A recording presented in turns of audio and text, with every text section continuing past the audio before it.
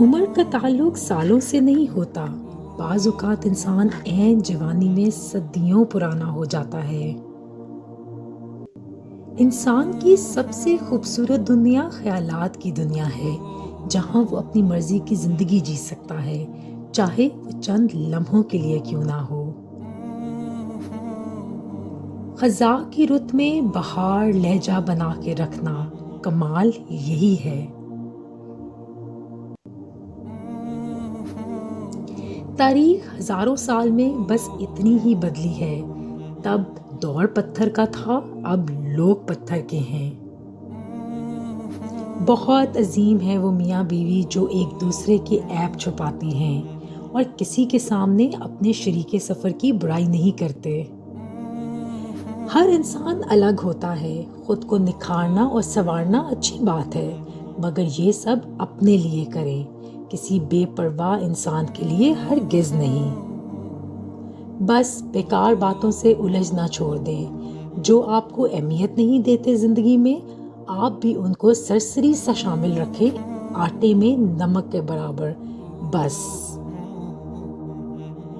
ہم پہ پھینکے گئے ہیں سنگ احتساب بہت، اکیلے ہم ہی برے تھے بھلوں کی بستی میں۔ گنہگار تو شاید مانگ لے معافی، حساب تو پاساؤں کا مشکل ہوگا۔ ایک پتھر کی بھی تقدیر سنور سکتی ہے، شرط یہ ہے کہ سلیقے سے تراشا جائے۔ آپس کی رنجشوں کی سب سے بڑی وجہ بدگمانی ہے کہ جیسے میں خیال کرتا ہوں دوسرا کیوں نہیں کرتا۔ جب بدگمانی پیدا ہو تو منفی سوچوں کی بجائے دوسروں کی اچھائی کے بارے میں سوچیں۔ بدگمانی سے رشتے کمزور پڑ جاتے ہیں۔ رشتہ خون کا ہو یا احساس کا، کسی کو مجبور کر کے اپنی طرف متوجہ کرنا غلط ہے۔ زندگی میں اپنے ساتھ رہنا سیکھیں۔ کسی انسان کی کردار کی پختگی کا پتہ تب چلتا ہے جب وہ موقع اور استطاعت ہونے کے باوجود برائی سے بچا رہے۔ آج تک انسان ایسا کچرا دان نہیں بنا سکا جس میں وہ اپنی نفرتیں، عداوتیں، تعصب اور جہالت کو پھینک سکے۔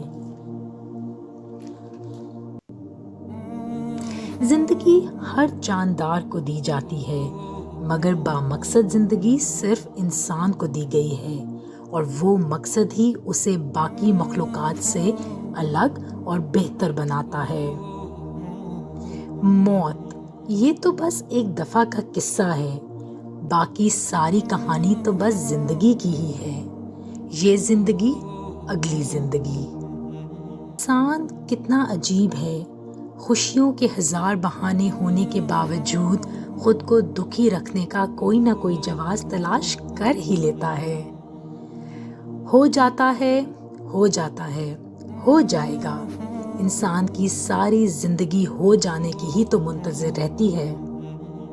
انسانیت قضا کر کے لوگ مسلح اٹھائے پھرتے ہیں۔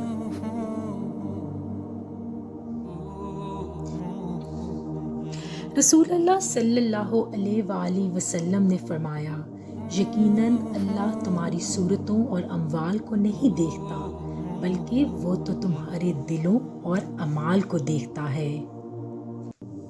اللہ سے معافی چاہتے ہو تو لوگوں کو معاف کر دو۔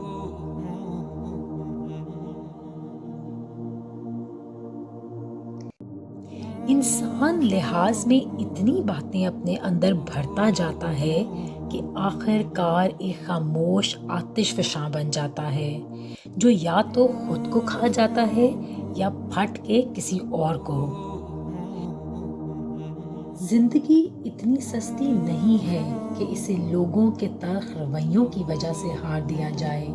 مسکرائیں کہ یہ زندگی صرف اس رب کی امانت ہے جس نے اس کائنات کی کسی شے کو بیکار نہیں بنایا۔ شکر ادا کریں کہ آپ سے محبت کرنے والا کوئی عام نہیں بلکہ اس کائنات کا رب ہے۔ اولاد کی غلط تربیت کا طعنہ ہمیشہ ماں کو دیا جاتا ہے، جبکہ تربیت کسی ایک فرد کی کوشش اور ذمہ داری نہیں ہوتی۔